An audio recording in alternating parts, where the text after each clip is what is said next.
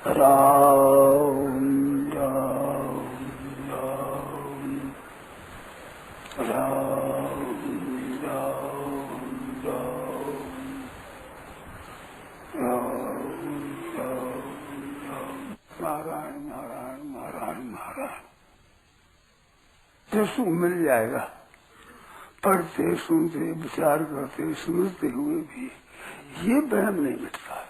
कहते हैं संसार से सुख मिल जाएगा, ये भ्रम मिटता नहीं, ये मिटता नहीं है। इतने समय हो गए विचार करते हैं, सुनते हैं, पढ़ते हैं, फिर भी ये सुख का वहम मिटता नहीं है। तो कैसे मिटे? देखो भाई, अगर सुख की आसक्ति मिटाना है तो दूसरों को सुख देना शुरू करो। तन से, मन से, वचन से, धन से, विद्या से, बुद्धि से, योग्यता से औरों को सुख कैसे हो ये लगन लगाओ। जैसे हरे के सुख कैसे मिले ये लगन, ऐसे औरों को सुख कैसे मिले। अगर ये आप कर सको तो ये उपाय है इसका, ये सरल उपाय है और अनुभव में आता है। जैसे बालक है और माँ है, दोनों है और दोनों भूखे हैं तो भोजन मिलेगा तो माँ भूखी रह जाएगी पर बच्चे को भूखा नहीं रहने देगी। ठीक है ना? ये ताकत मनुष्य में है। मनुष्य में एक शक्ति है जो और किसी में नहीं है। पशु पक्षी भेड़ बकरी आदि पशुओं में अथवा वृक्षों में अथवा भूत प्रेत पिशाचों में अथवा देवताओं में भी ये ताकत नहीं है। कामना के त्याग की शक्ति मनुष्य में भगवान ने दे रखी है। ये आप ध्यान देंगे, ठीक नई बात है, ऐसा नई नहीं है, परंतु ये सुख संसार से मिलता है, ये कामना एक इच्छा है। इसलिए त्याग की बात वास्तव मनुष्य में ही है और जगह नहीं है।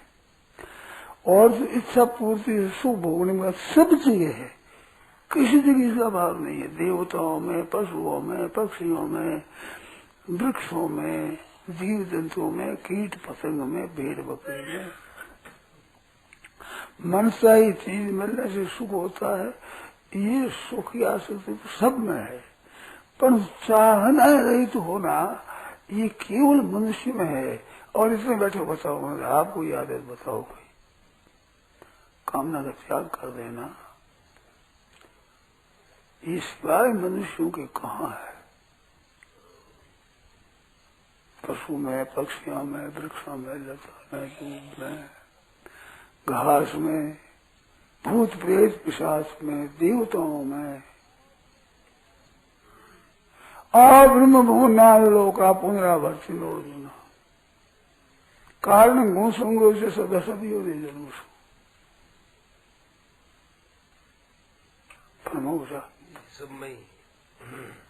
परंतु कामना का त्याग करने की ताकत केवल मनुष्य में है।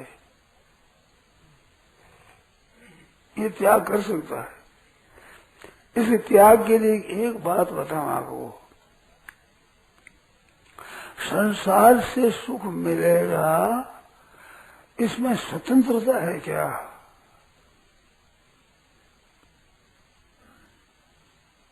क्या ले लेंगे सुख?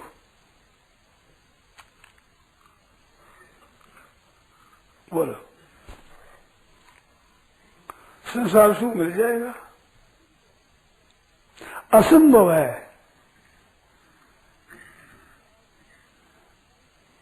संसार के सुख का त्याग करना कठिन है, परंतु मन से आया सुख मिलना असंभव है। दोनों में कौन सी बात कठिन है, कौन सी सुख, बताओ?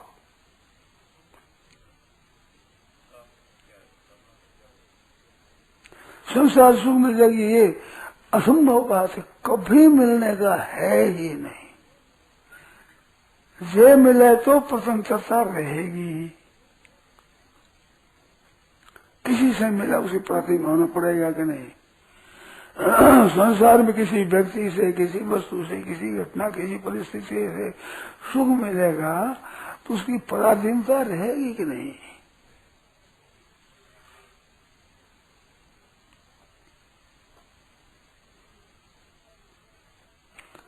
तो इच्छा पूर्ति में पराधीनता और इच्छा अपूर्ति में अभाव। अभाव और पराधीनता के सिवा क्या मिलेगा? सोचो, आप विचार कर लो और पूछो। संसार से सुख की इच्छा रखने से मिलेगा तो पराधीनता जरूर होगी। स्वाधीनता से सुख मिल सकता है, और स्वाधीनता से मिलेगा उसके संसार से सुख मिलेगा, कैसे रहेगी बात? विरोधी बात है। संसार से सुख मिले उसका स्वतंत्रता सुख कैसे होगा? खूब विचारो, मिल जाएगा स्वतंत्रता सुख। अच्छा, नहीं सुख मिलेगा तो अभाव रहेगा। तो अभाव और पराधीनता ये कभी छूट ही नहीं सकते। और अभाव किसी को अच्छा नहीं लगता, और पराधीनता भी अच्छी नहीं लगती। पराधीनता किसी को अच्छी लगती है। पराधीन सुख ने वो सुख नहीं है। सुख मिलेगा संसार में तो पराधीनता होगी। अब खूब विचार करो, इसमें शंका करो, इसमें संदेह करो, इसको काटो। क्या संसार से सुख की कामना करना ये मनुष्यपना ही नहीं है क्या? बिल्कुल ही मनुष्यपना इसमें ही है, न देवताओं में नहीं है, राक्षसों में नहीं है, असुरों में नहीं है, भूत प्रेत पिशाचों में नहीं है, पशु पक्षियों में नहीं है, वृक्षों में घास फूस में नहीं है। कहाँ योग्यता बताओ? और मिलने से सुख होता है, ये सब दिए, सब में भूत प्रेत पिशाच मनुष्य पशु पक्षी देवता सब दूसरे सुख मिलेगा। ये वहम है, उसी में दौड़ते हैं, इसमें लिखते हैं।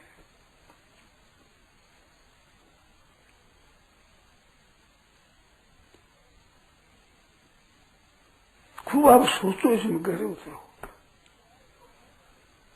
मनुष्य के सिवाय कहाँ ये शिक्षा मिलती है कि मन चाहे सुख को मत भोगो।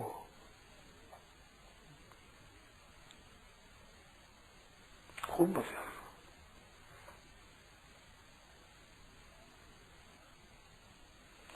कामना के त्याग की सामर्थ्य मनुष्य में है। इसमें सामर्थ्य है, इसमें योग्यता है, इसमें अधिकार है। बोलो। और इसमें ये स्वतंत्र है, स्वतंत्र है, समर्थ है, योग्य है, अधिकारी है। और किसी जगह ये है ही नहीं। वो समर्थ भी नहीं है, योग्य भी नहीं है, सामग्री भी नहीं है, साधन भी नहीं है, उपदेश भी नहीं है, शिक्षा भी नहीं है। संयोग जन सुख का त्याग करना, ये बात कहाँ देवताओं में मिलती है, पशु पक्षियों में मिलती है? सच्ची पूछो तो व्याख्यान सत्संग आदि में भी नहीं मिलती है, पुस्तकों के पढ़ने पढ़ाने में भी नहीं मिलती है। थोड़ी सी मिलती है, ये कुछ शास्त्रों से अलग बात नहीं है, शास्त्रों की है, परंतु इस तरफ ख्याल नहीं जाता है। ये विशेष ख्याल करने की बात है। पढ़ जाएंगे, औरों को पढ़ा देंगे, तो औरों को सुना देंगे, औरों को सिखा देंगे, प्रचार करेंगे, सिवाय भोग के कुछ नहीं। भोग केवल भोग। बढ़िया, हम व्याख्यान देंगे बढ़िया, तो व्याख्यान से लोग वाह वाह कहें, ये भोग मामूली नहीं है।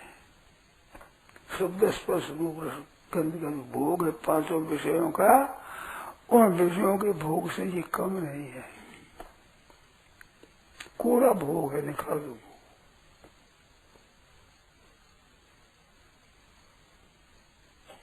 तो फिर कहना क्यों होता है?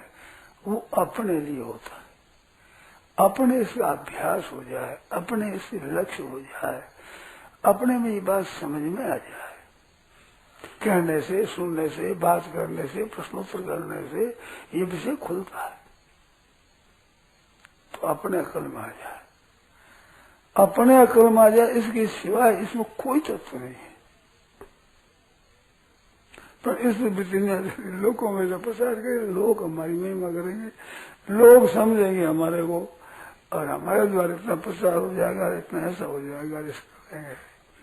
केवल परायण सिखाने वितत स्वयं भूत अस्मात् पराम परिस्थितिनांतरात्मन, ये बाहर बाहर बाहर बाहर घूमता है। उद्देश्य यही होना चाहिए कि भाई हमें इस बात को रहना है, तो इस बात का प्रचार कहो, सुनो, समझो, प्रश्नोत्तर करो, किसी तरह से ये विषय हमारे हृदयंगम हो जाए, हम त्याग कर दें। बड़ी बड़ी पुस्तकों से, बड़े भजन, ध्यान और समाधि से तो नहीं मिलता, वो शो मिलता है इससे। किससे? इच्छा के त्याग से। हाँ, इच्छा के त्याग से, कामना के त्याग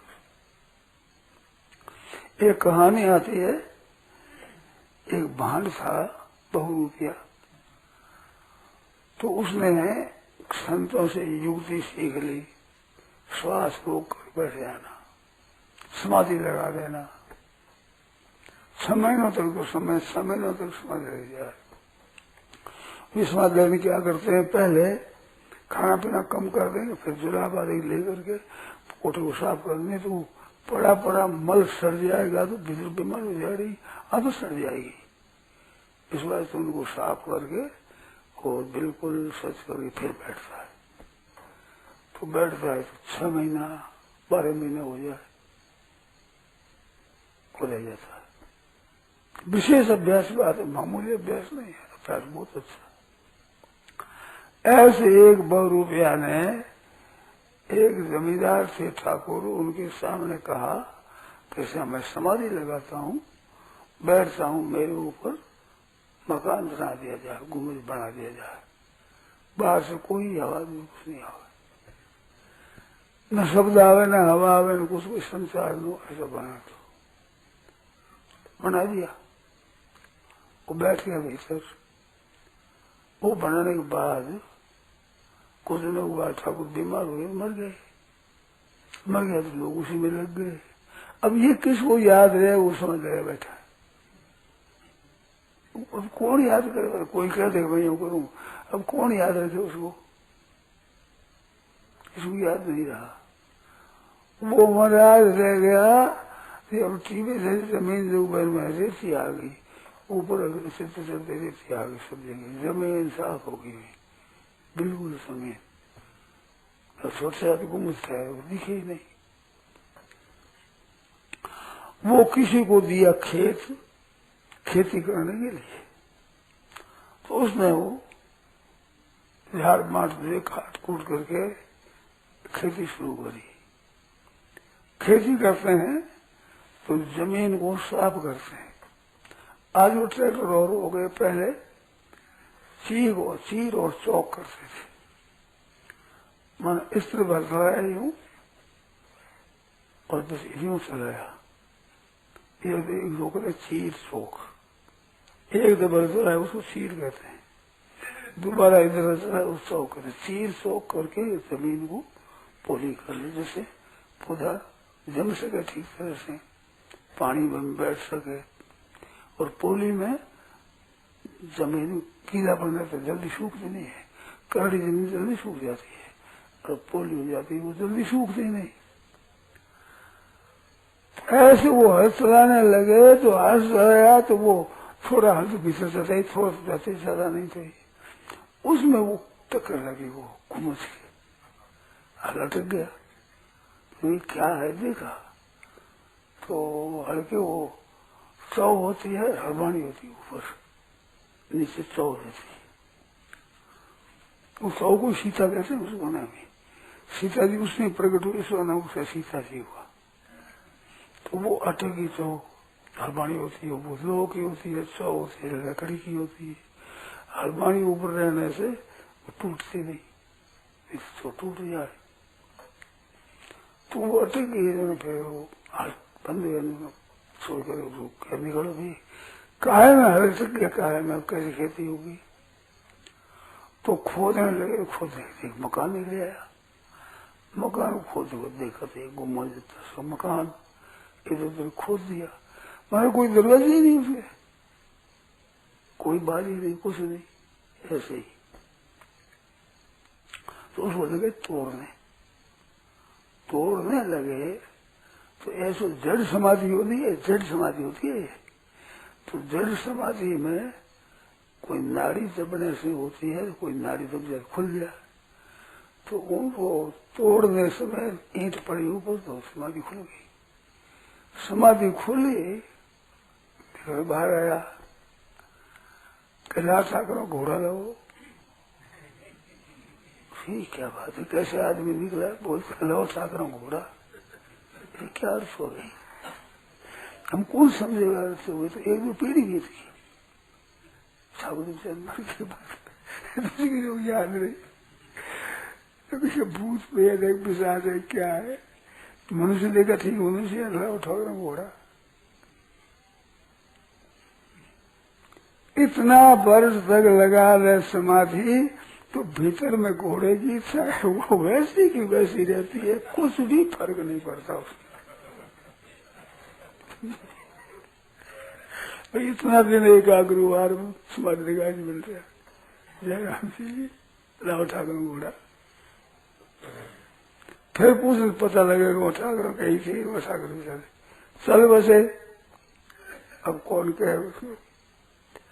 तो ये इच्छा ऐसी चीज है कि संसार में सुख मिलेगा, घोड़ा हमारे को मिलेगा, कितनी विचित्र बात है। समाधि लगा लो तो ये मिटने वाला नहीं है, जानकर मिटाओ तो टिकने वाले नहीं है। सुख में तो इतनी है, जान मिटाने को अपनी इच्छा नहीं रखना है, मिट जाती इच्छा।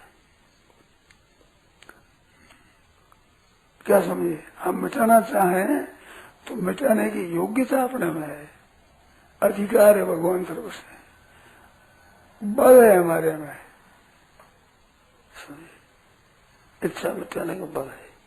तो मनुष्य में मनुष्यता ही यही है कि कामना को मिटा दे, इच्छा को मिटा दे। आया तो ये आशा रूपी एक रस्सी है, उससे कोई बंध जाए तो भागता ही फिरता है, कहीं जाएगा कहीं जाएगा, कहीं भागता फिरता है। अरे रस्सी से खुल जाए तो चुपचाप सब दौड़ धूप मिट जाती है। बताओ किसी विचित्र बात है ना, विरोधाभास अलंकार, विरोध है।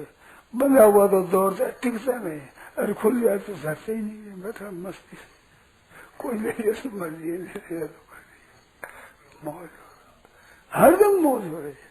सदा दिवाली संत के रातों पर आनंद।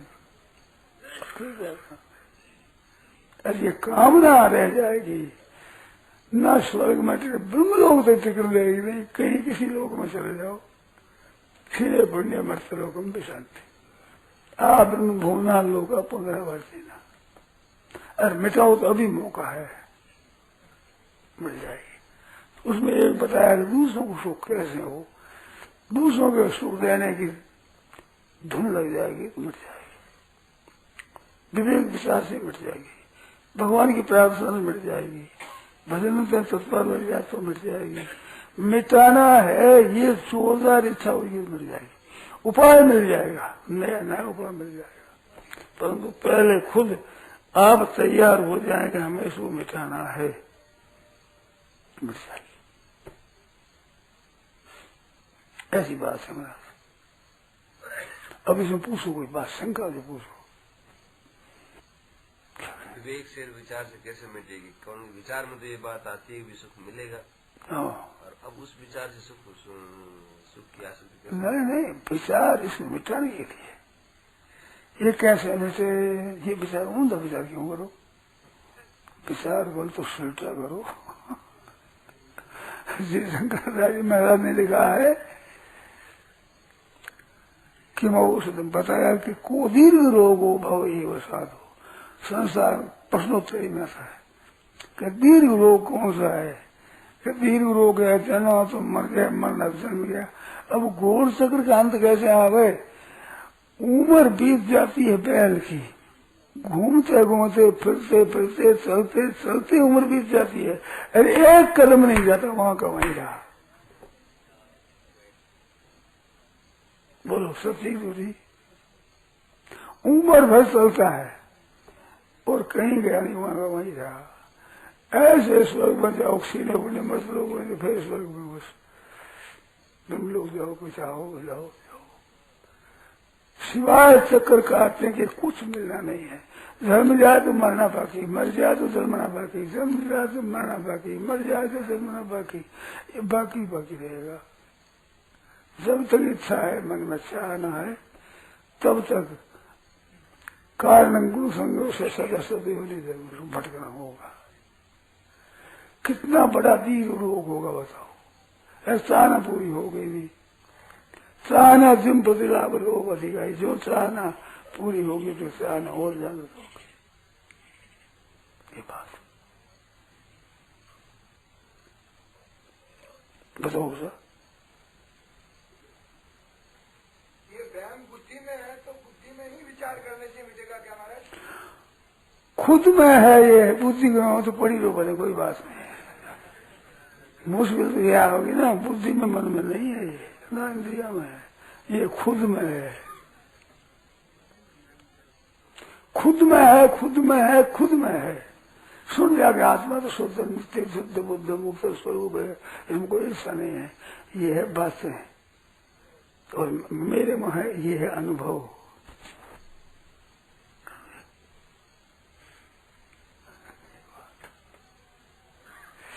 नारायण नारायण नारायण नारायण। चलो भाई, बात में तो अंत आवे नहीं। मेरे पूछता जाओ, मैं कैसे जाऊंगा। यह प्रवचन परम श्रद्धेय स्वामी जी श्री राम सुखदास जी महाराज द्वारा आसन शुक्ल दशमी विक्रम संवत 2047 कृष्ण संवत 5216 तदनुसार दिनांक 29 सितम्बर 1990 को प्रातः करीब 5 बजे में किसी के बाद भीनासर द्वारा पर हुआ। राम।